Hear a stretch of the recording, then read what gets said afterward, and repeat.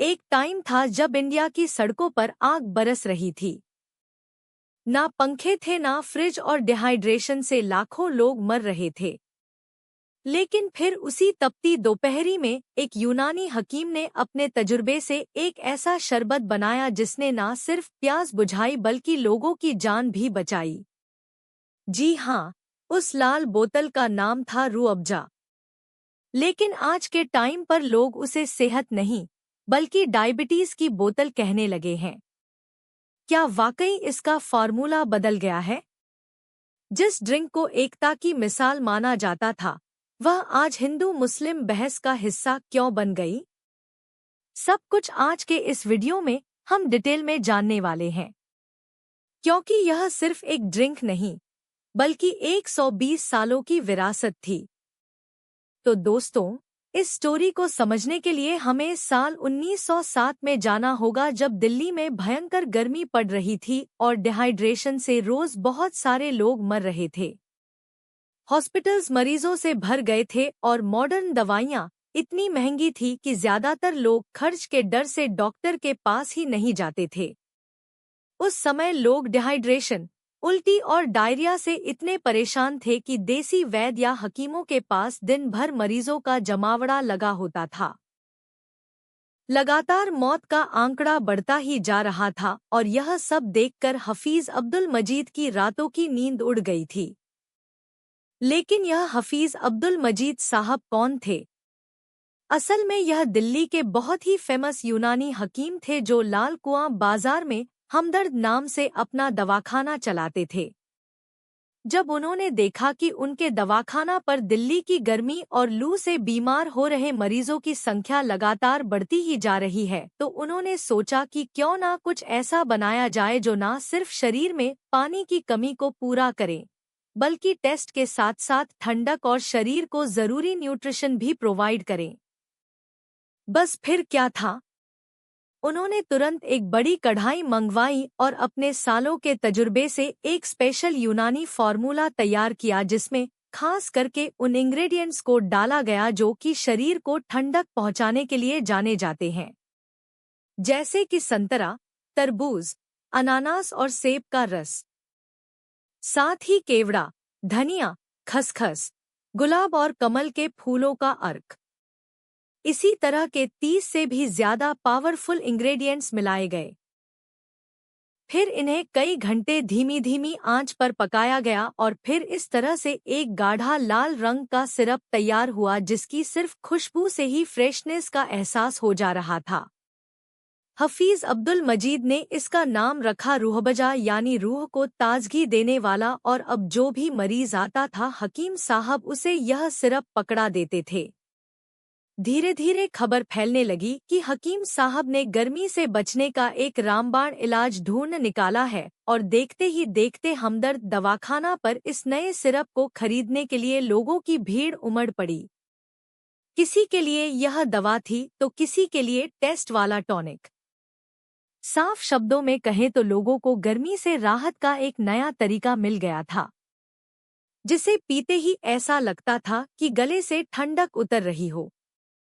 अब जब डिमांड ज्यादा बढ़ने लगी तो हकीम साहब ने रूह अफ़ज़ा को दिल्ली के बाकी इलाकों में भी सप्लाई करने का सोचा, लेकिन उसके लिए सबसे जरूरी था पैकेजिंग, क्योंकि अब तक लोग अपने घर से ही शीशी लाकर उसमें रूह अफ़ज़ा भर कर ले जाते थे। ऐसे में अगर कोई इसकी नकली कॉपी बना देता तो फिर असली नकली में फर्क करना बहुत मुश्किल हो जाता। इसीलिए हफीज अब्दुल मजीद रूह अफ़ज़ा के लिए एक बेहतरीन बॉटल के साथ साथ इसका एक शानदार लेवल भी तैयार करवाना चाहते थे, ताकि असली रूह अफ़ज़ा की अपनी एक यूनिक आइडेंटिटी बन जाए और कोई भी उसको कॉपी ना कर सके। बता दें कि रूह अफ़ज़ा के लेबल को मिर नूर अहमद ने डिज़ाइन किया था, जो कि उस समय के एक जाने-माने आर्टिस्ट थे। लेकिन दोस्तों, 1910 ब्लैक एंड वाइट का ज़माना था और हकीम मजीद एक कलर्ड लेबल तैयार करवाना चाहते थे, जबकि उस दौर में दिल्ली के अंदर एक भी ऐसा प्रेस नहीं था जो कि कलर प्रिंटिंग करे। इसीलिए हकीम साहब ने बॉम्बे की एक फेमस बोल्टन प्रेस से यह लेवल छपवाया। लेवल पर रूअफ़ज़ा को 3 भाषाओं में लिखा गया था, हिंदी, उर्दू और इंग्लिश में।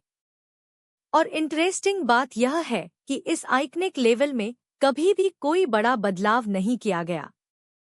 यानी आज हम जो रूअफ़ज़ा का लेवल देखते हैं वह वही 1910 वाला ही डिज़ाइन है।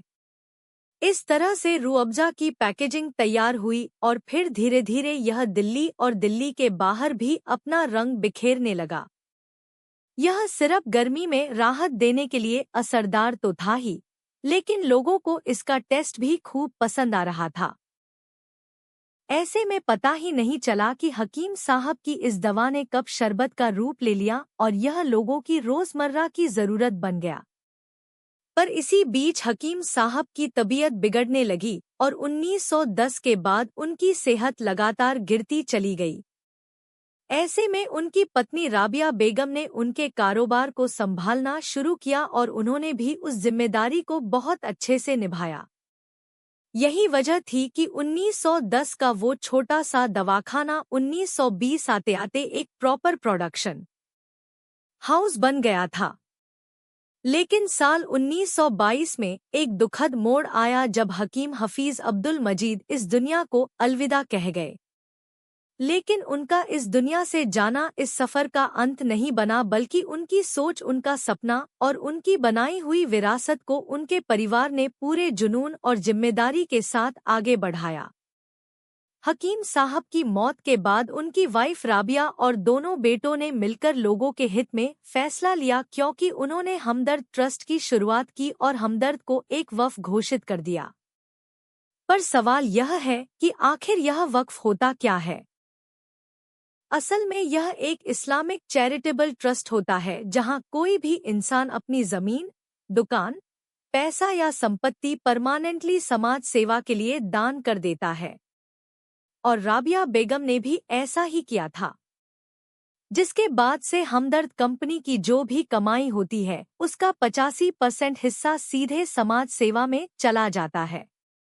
यानी हमदर्द अब सिर्फ एक कारोबार नहीं रहा, बल्कि इंसानियत की सेवा का एक जरिया बन गया। यहाँ तक तो सब कुछ ठीक चल रहा था, लेकिन फिर आया साल 1947 जब देश अंग्रेजों की गुलामी से आज़ाद हुआ और इसके साथ ही भारत के 2 टुकड़े भी हो गए और देश के बंटवारे के साथ साथ रूअफ़ज़ा को भी इस बंटवारे का दर्द सहना पड़ा।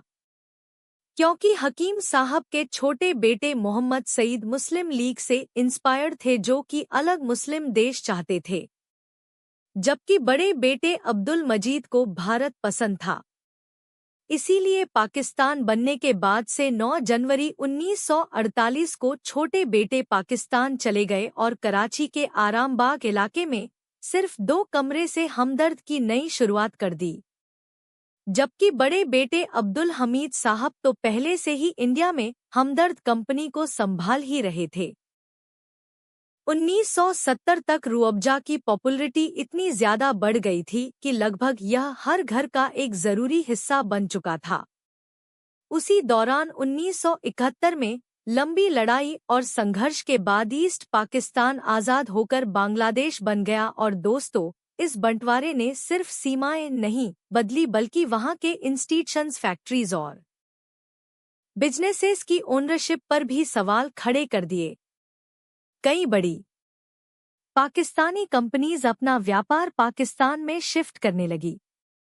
ऐसे में हमदर्द के सामने एक बड़ा सवाल यह था कि अब वह क्या करें, क्योंकि बंटवारे से पहले ढाका, जो अब बांग्लादेश की राजधानी है, वहां हमदर्द पाकिस्तान की फैक्ट्री, ऑफिस और डिस्ट्रीब्यूशन नेटवर्क पहले से ही मौजूद था और वहां रूअफ़ज़ा और उनके बाकी यूनानी दवाइयों का कारोबार भी अच्छी तरह से चल रहा था। ऐसे में हकीम मोहम्मद सईद ने अपने फायदे की ना सोचते हुए एक बहुत बड़ा कदम उठाया और ढाका की हमदर्द ब्रांच को बांग्लादेश के लोगों को तोहफे में दे दिया।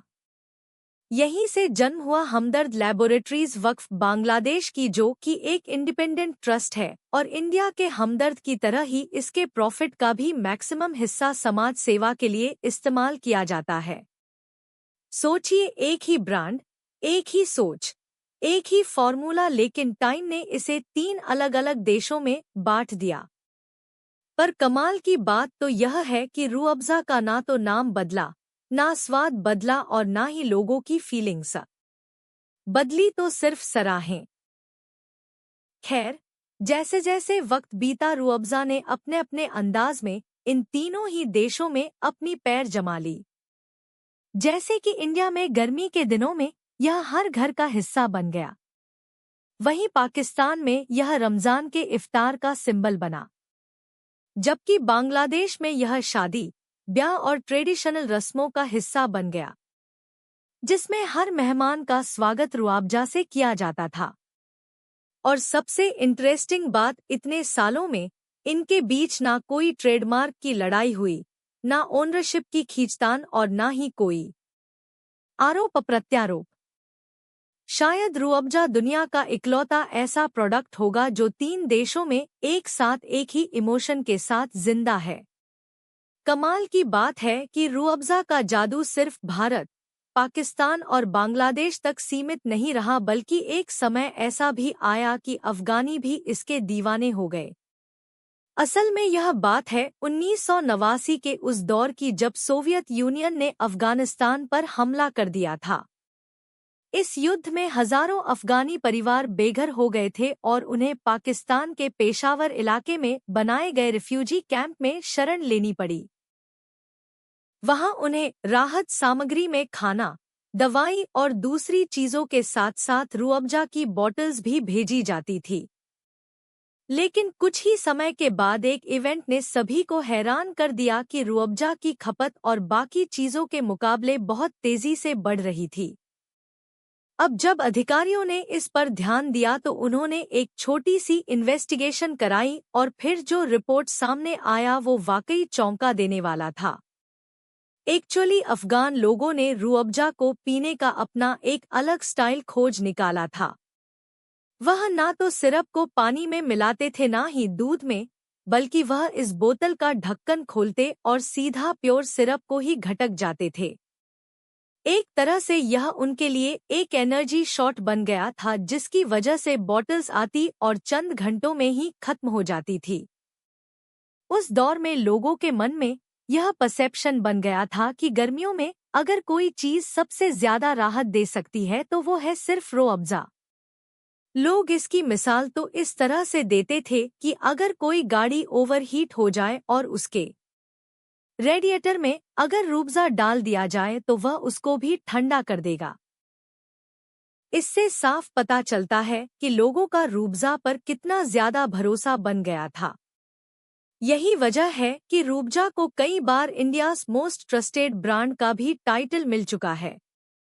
लेकिन दोस्तों, जहां एक तरफ लोगों का भरोसा इस ब्रांड की तरफ लगातार बढ़ रहा था, वहीं दूसरी तरफ कंपनी के अंदर ऑपरेशंस को लेकर एक नई चुनौती सामने आ रही थी। असल में 20,056 तक हमदर्द का टर्नओवर भले ही 200 रुपए करोड़ के करीब पहुंच चुका था, लेकिन उस टाइम तक इसे उतना प्रोफेशनली मैनेज नहीं किया जा रहा था जितना एक तेजी से बढ़ते ब्रांड के लिए जरूरी होता है। धीरे धीरे कंपनी ने अपनी कमियों को समझा और उन्हें सुधारने के लिए ठोस कदम उठाने शुरू किए। चाहे बात सेल्स और डिस्ट्रीब्यूशन स्ट्रेटजी की हो या फिर खर्चों को ट्रैक करने के लिए मजबूत सिस्टम बनाने की, हर पहलू को और भी ज्यादा प्रोफेशनल बनाया गया। और फिर इन बदलाव का असर भी बहुत जल्द दिखा और 2015 से 16 तक हमदर्द का टर्नओवर 500 रुपए करोड़ तक पहुंच गया। हालांकि इसके बाद के 2-3 साल थोड़े धीमे रहे, लेकिन फिर भी कंपनी ने रफ्तार बनाए रखी और 2019 से 20 में 700 रुपए करोड़ के भी आंकड़े को पार कर लिया। लेकिन इसी तेजी और सफलता के बीच ही 2025 में एक नई बहस ने जन्म ले लिया और वो थी रूह अफ़ज़ा में शुगर की मात्रा। और दोस्तों, इस चर्चा ने तब और भी तूल पकड़ लिया जब बाबा रामदेव के एक कंट्रोवर्शियल स्टेटमेंट ने पूरे मामले को नेशनल स्पॉटलाइट में ला दिया। एक्चुअली 3 अप्रैल 2025 को रामदेव ने एक ऐसा बैलेंस मिलता था दिया जिसने सोशल मीडिया पर आग लगा गया है। अपने नए गुलाब शरबत की लॉन्चिंग के टाइम उन्होंने एक्स पर कहा कि एक कंपनी शरबत बेचती है और उस पैसे से मदर से उसी पुरानी रेसिपी से ही बनता है, उसमें कोई बदलाव नहीं किया गया है। रही बात चीनी की तो वह पहले भी थी और अब भी है, लेकिन पहले के लोग चीनी से होने वाले नुकसान के बारे में उतने अवेयर नहीं थे। इनफैक्ट ज्यादातर लोग चीनी को तो हेल्दी मानते थे, लेकिन जैसे जैसे लोगों में हेल्थ अवेयरनेस बढ़ी, उन्होंने इंग्रेडिएंट्स की लिस्ट पढ़नी शुरू कर दी। तब जाकर पता चला कि रुआवजा में जिन हर्ब्स की बात की जाती है उनकी मात्रा बहुत कम है और चीनी उन सब पर पूरी तरह से हावी है। इसीलिए आज के दौर में जहां लोग जीरो शुगर, जीरो कैलोरी